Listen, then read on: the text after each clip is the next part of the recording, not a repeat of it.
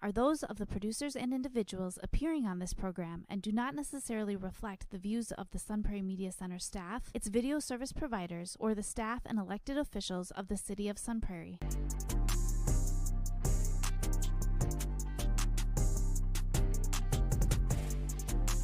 You are now watching the Alan and DJ Show. Yo, yo, yo, Milwaukee, Sun Prairie, all the surrounding areas, even today, Chicago. Welcome to the Alan and DJ TV show program. And of course, I'm Alan. And this is your boy, DJ. DJ, what's going on, man? I'm good, man. How about you? Oh, man, I'm coolin'. But you know what, though? I'm even more excited because I got my brother from another mother, and I let him introduce himself. Oh, man. You're too much, Alan. I wasn't expecting that. But thank you, everyone. My name is Maurice Prophet. I am the founder and owner of B-Side Studios. I'm ecstatic about being here on the Alan and DJ Show. I've been following you guys for the greater part of a year now since you all launched your show last year. And just being able to be on your sets, be able to be in front of you two, be able to have a conversation with you guys really is exciting. So thank you very much for having me on the show today. Hey, really man, appreciate this. Appreciate you for having it. Yeah, for sure, man. You know, we really appreciate you. Like, we remember when we was like in the beginning of like our acting journey, and you remember like the stage plays that we used to do, and it came from this guy right here, you know what I'm saying, Maurice from B-Side Studios.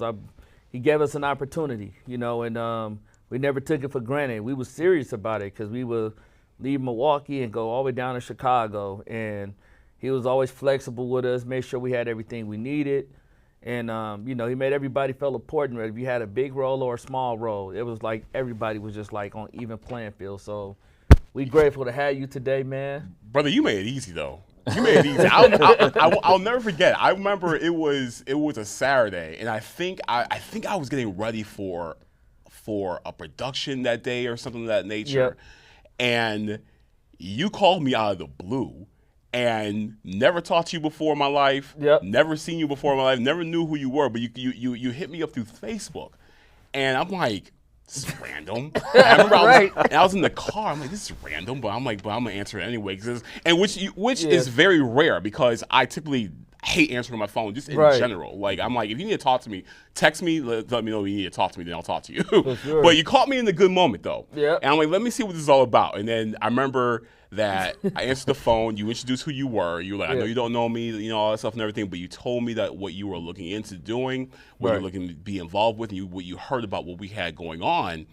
And I remember like we just clicked immediately. But it was that conversation where I was like, oh, okay, this brother is for real. Yeah. This brother is for real. He must not be from Chicago because he don't take nothing for granted. So that stood out to me immensely when you did that. So it was like I gotta work with him because I remember you were inquiring about a production that we had coming up or something that we had a project we had coming up and you wanted to be a part of it. And I was like, whatever it is, I'm throwing him in. He ain't got an audition for nothing. This is the audition right here, and he passed. And you're like, talking about my boys too. I'm like, yeah, bring them all. They like you, bring them all, brother. I don't care. Right, hell yeah, man. And, that's how you show hunger. Yeah. That right there. That's how you show hunger and determination right there. Because like we didn't have much, and like especially in like Milwaukee, you know, like we was just really trying to figure it out.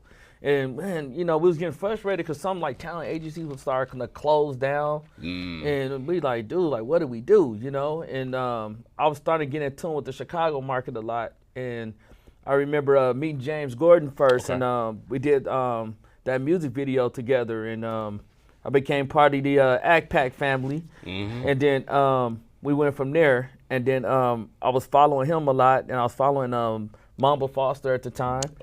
And yes. That's when she had On the Scene, her podcast, and then that started leading me going down deeper down the rabbit hole. Then I ran across you, and I saw, this is it. Yeah. This is it. Like, I'm gonna call this dude. Had a little fear in my heart, but I called, and he made the conversation so welcoming, man. And absolutely, we were serious. And so then you was like, if you serious, come down next following Saturday. We're gonna start rehearsals. And saw some familiar faces in there. Some I didn't know. But then you get to know them, and man, like by the That's how time those connections Tech Week happen. came, it was all good. Yeah. It was all great. Everybody was family. Absolutely. That's how it all happens, man. It's organic. That's So- the best part. Without further ado, Maurice, I'm gonna ask you the first question. What inspires you to like create? Like, what's the creative process for you when you're trying to get into, let's say, getting into like producing like a whole new show? Well, thank you for that question. When I was in high school, I took a business class, and my teacher at the time, his name was Ron Gummerson. He passed away some years back and everything. But I remember something that he told us on the first day of school, on the first day of that class, that literally lives with me to this day, even many years, removed from high school. He said in life there are three types of people that you're gonna know. There are people who make things happen. There are people who watch things happen, and there are people who wonder what's going on. Ooh, I like that. That's good. And you have to determine which category you position yourself in. And it was the former. It was the first part of that category of that list where I said that's the only thing that matters to me. That's the only category that matches who I am in terms of being Maurice Prophet. I want to be someone who makes things happen, who actually creates. And being able to be in a position like that, to be able to utilize what's up here and be able to actually spill it out and make it to something that's tangible, that's actually real in front of all of us, I think that's like the greatest reward you can ever give yourself, above money, above fame, above notoriety, above opulence, is being able to have the ability to create, because not everyone has that ability. Everyone, people have, people have their strengths in various areas. But when you're actually in a position where you're able to create and actually make something out of nothing, that's a special gift that I feel that should never go wasted. Absolutely. So that's what, to answer your question, that's what motivates me on the everyday basis, to be able to every day say, what can be made today that did not exist yesterday? There you go. That was not around yesterday. And so you gotta be we are, because all three of us we are creators. For sure. And to be in this position, you have to kind of have that mindset all the time of terms of like, what else can I make? What else can I put out there? Because the more you're actually, you are utilizing that internal skill set of yours and making that happen, piece by piece, inch by inch, you're making this world better. And Lord knows we need better today. You know what I'm saying? But that's what motivates me, is just to really stay true to that internal philosophy. I like the sound of that, man. Like, yeah, I agree with you when it came to to come to creating. It's like when I met you, like it was times like in between like intermissions and stuff, you was just always writing and always creating, and then sometimes like, especially with Will, poor Will, it changes lines up. Like, I change your lines up. I want you to say this. Shout out to Will, man. He's like, dude, really? I had this line already set back. He changed it again. Man, Will's a soldier, man. But but then when I saw the masterpiece of it, it was beautiful. Thank you. It was beautiful, man. Thank you. All right, my question for you, Reese, is what is your favorite part about the creative process? Because I know you have negatives on like what you don't want to do when it comes down to the creative process, but what's the best part of the creative process? To be honest with you, this is gonna sound very unorthodox, but it really is the struggle of it. Really? It really is. Nice. It really is. Like, I love, I know it's gonna sound really bizarre, but I love when you are, and when I say you and you in general, when you're in the trenches of warfare, when it feels like you are hitting creative blocks, where it feels like you are hitting hurdles that are coming your direction, when it feels like you are just complete, you're being met with a lot of adversity, and not saying that like I'm like, oh, I'm excited. This is problems. Yes, bring the problems. Yes, I'm so happy you're here. It's not that. It's not that. But it's the joy of being able to look back on it in hindsight and really be able to see like, dang, I really I really muscled through that, didn't I? Yeah. Like that issue, that problem was insane, but I was able to muscle right through that though. You know, and when you're in because there comes a point like when you're in the eye of the storm of when these situations are coming up, when these tribulations are coming up, when you are like, you know, in the midst of creating or working on whatever project you're working on, there comes a point where the moment of clarity presents itself. And you say to yourself, okay, all right, okay, this is what this is right here. However, because of A, B, C, X, Y, Z, we can bring this to that. And that's when the connection happens. So when you're in the eye of that storm, of the tribulation of what's occurring with you at that moment of time, and when you have that moment of clarity, when you actually are able to figure it out and connect to a probable result, a clear result that'll get you to your objective, man, like you feel like Superman. You feel like Superman. So be honest with you, to be real clear with you and everything, like that part I really do relish in, because you come out on the other side of that situation better than what you were when you walked into it. So it basically makes you a stronger person because of that. Absolutely. And more battle tested. Exactly. I like that term. Yes, absolutely. Absolutely. More battle tested, and you are able to achieve something within yourself that you never even realized even existed before. Absolutely. And that's and that type of self-reflection really does go a long way in terms of like building who you are as a man or a woman, or however you identify yourself. But it really does build a lot for your character, though. And I think that's a very underrated, underappreciated portion of the process that we don't like to acknowledge, because it's very ugly. Because it's very ugly. You know, of course, like, you know, you want things to go smooth. Absolutely, who doesn't? But it's those moments of trial that really do bring the best out of who you are. I'm glad that you said that, because like a lot of people run from those type of challenges.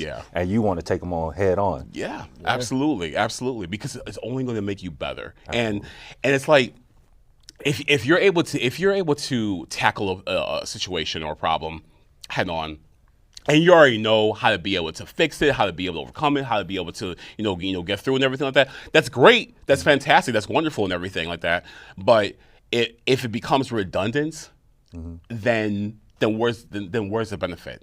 After some time, you're going to be like, okay, this is getting a little boring. I know how to be able to handle the situation. Right. Give me something that's going to be very challenging. You know, this is why, like, you remember, I don't know if they do this anymore though, but do you remember back in the day when there would be some very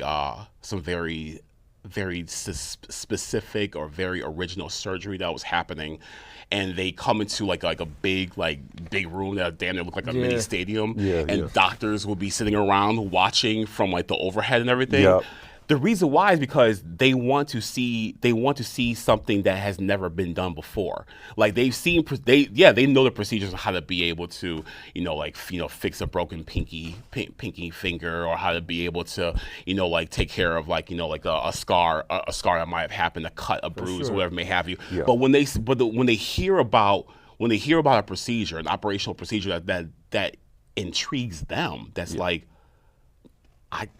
I gotta see this. You know what I'm saying? Like that's where that kicks in. That curiosity kicks in, because you want to see something you've never seen before, a challenge that has never arisen before, and you want to be a part of that. So this way you can take what's being displayed at that moment and be able to apply it to your own practice. Absolutely. Beautiful. And and I like that you mentioned that part, because it really shows like what you're made of, and it puts you in the test where, am I going to quit? Because sometimes you can be going through so much in life. And I like when I follow your story sometimes, you got that mindset, it's you versus you. Preach. It's true. Yes. You know what I'm saying? Like, it's you versus you, because are you going to quit because your car broke down? You're going to quit because you got cut from your other job, and then financial independency is not coming in like it once used to, and you like, man, everything else going wrong. Then now, you might be suffering in your relationship. And to me, I feel like that's when you're battle tested. That's when you're going to say, dang, I can lose everything, but I'm not going to lose my passion for what I need to do, and that's create. And which brings me to question number 3. What advice would you give someone who is starting their creative journey today?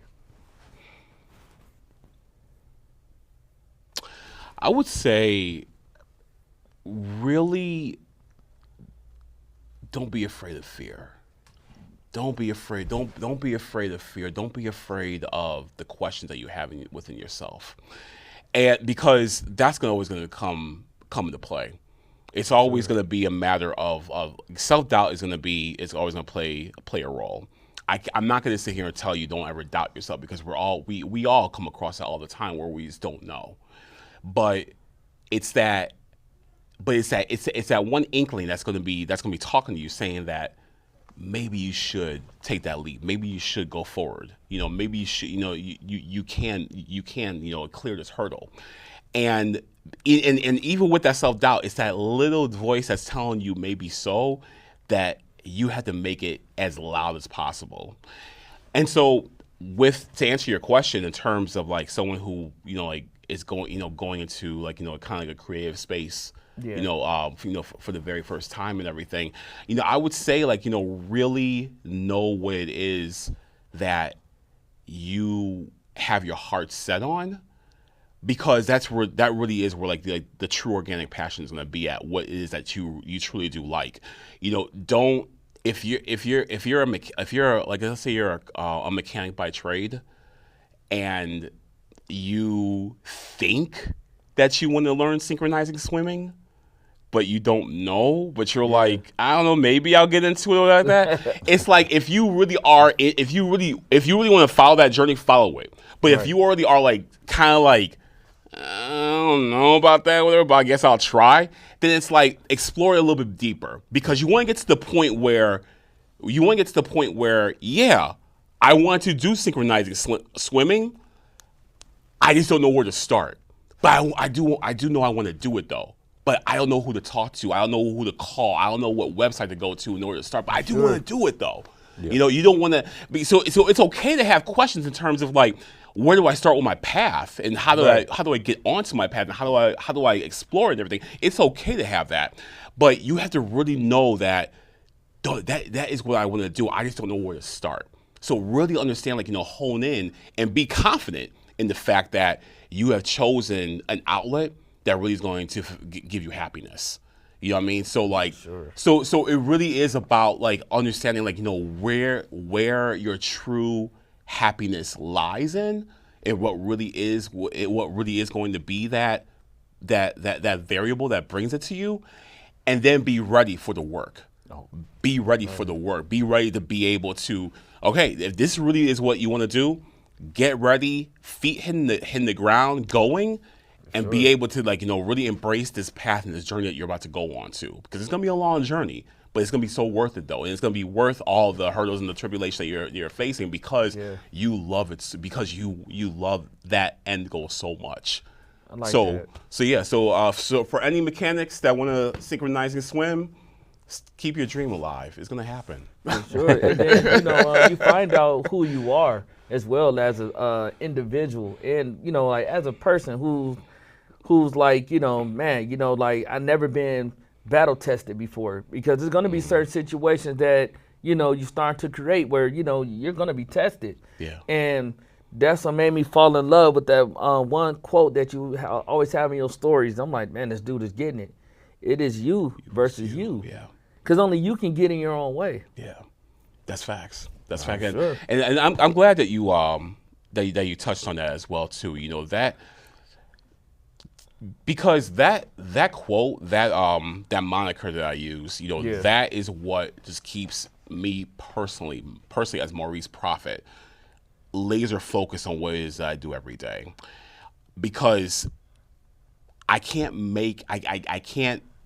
and I never can be able to lay blame on anyone else when it comes to any my slip ups, or when it comes to any my transgressions, or when it comes to any my mistakes or anything like that. It really is on me. Yeah. You know what I mean? There's how people will walk around and say well, if it wasn't for so-and-so, then I would be right. If it wasn't for them. You know what I mean? Not taking accountability. You know what I mean? Yeah. Right. And accountability is so key It's so key and so important, just in everyone's everyday journey to understand that you really are the one that's going to be the one that's going to open those doors ahead of you. Absolutely. You know what I'm saying? I'm not trying to quote him. I'm not trying to romanticize him or show him any kind of like love or respect or anything of that nature. But you're familiar with Timothy McVeigh, right? Yeah. I remember when he was when everything ended for him.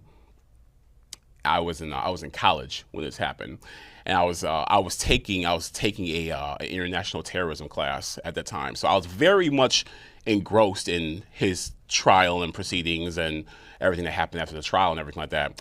But before everything was ended, his final words were, and I believe he was quoting. I can't remember what book. I can't remember what was it. Catcher in the Rye, I think it was. But he said his last words were, "I am the master of my fate and the captain of my soul." And like I said, not romanticizing him at all. Right. You know what I mean? But just the quotes of that I thought was absolutely pertinent in terms of like everyone's everyday development as a person. And I thought that I was like, there's a lot of importance in terms of like what is embedded in the message of that quote, not the messenger. Mm-hmm. Once again, not romanticizing, not the messenger, and not even where the original message came from, but just in terms of like what could be encapsulated from that quote, I thought was extremely important. And that's where, and you could say that's where you versus you kind of comes from, because it starts with you as an individual. Are you going to go left? Are you going to go right when it comes to your decisions in order to be able to get to the objective that you want to get to? It starts with you. Ooh, oh man, that's powerful right there. Ooh, man, that was powerful. Reed's cooking today, man. He's cooking today. We in Sun Prairie, baby. You know? Yeah, do it. We in Sun Prairie, of course. All right. My question for you, Reese, is what's the history behind B-Side Studios? Oh, man, my baby B-Side. So B-Side, here, so check it out. So growing up, my mother, God rest her soul, Valerie Prophet, she started a theater production company in Schaumburg, Illinois, called Powerhouse Productions. Oh, nice. Her objective was to bring a Black history production to the village of Schaumburg every year, because there was a very strong Black presence out there, but there wasn't anything in terms of like arts and entertainment that was out there for people who look like us, and even beyond us as well too. Sure. As well, all the communities. If you wanted to see Black theater, you had to go into the city of Chicago. Yeah. Drive an hour into the city and everything like that. Go to one like the theaters, ETA, Black Ensemble, or whatever may have you, and then come back out. So her thing was like, let's bring Black entertainment out here, but I'm going to start that. So that was her thing. Was being able to do that. Now, as time went on, I was looking for my footprint. Okay. And I wanted to be involved with the arts in Chicago, but people weren't looking my way to give me an opportunity, and I really wanted an opportunity for myself to be able to build upon what I learned from her. So my thing was like, I'm going to stop asking for permission to be great, and I'm just going to create my own thing. And I wanted to be an entity where it really does highlight and really does showcase non-traditional artists who didn't necessarily go to art school, artists who didn't necessarily grow up on Broadway or whatever may have you. Sure. People who want to be able to hone in on their inner art child and be able to express it, and be able to have B-Side Studios be that platform, to be that cornerstone to grant them that opportunity. That was the motivation behind it, of why I created it. Nice. That's and nice. Where can they find you, Maurice, in case if like they want to look up B-Side Studios, the history of it, or maybe even get in contact with you? Sure, absolutely. So you can go to our website. It's bsidestudios.net. You can go to our website and check us out there. If you want to find me personally, I'm on Instagram at MrProffit, like at Mr. Prophet. Or you can just go on Facebook and type in Maurice D. Prophet, and I'm the brother sitting there trying to look tough in the black and white photo. But I'll let y'all determine if I'm looking tough or not. Oh, and also B-Side Studios is both on Instagram and Facebook as well too. On Facebook is bside.studios. The same with Instagram as well too. So please check us out. We have a ton of stuff going on now. Yes, we have a lot man. going on. So, and it's for everybody as well too. So please, I encourage you all to please check us out. And we have something for everybody. You will not be disappointed, I assure you on this. Let's do it, man. And until next time, this is the Allen and DJ Show. You can find us on YouTube at the Allen and DJ Show, or you can find us on Facebook at the Allen and DJ Show fan page.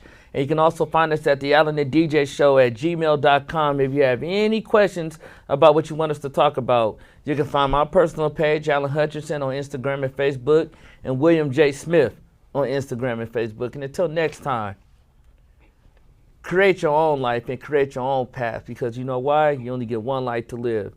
And how my brother said, my big brother, is you versus you. Stay well, stay healthy. Peace.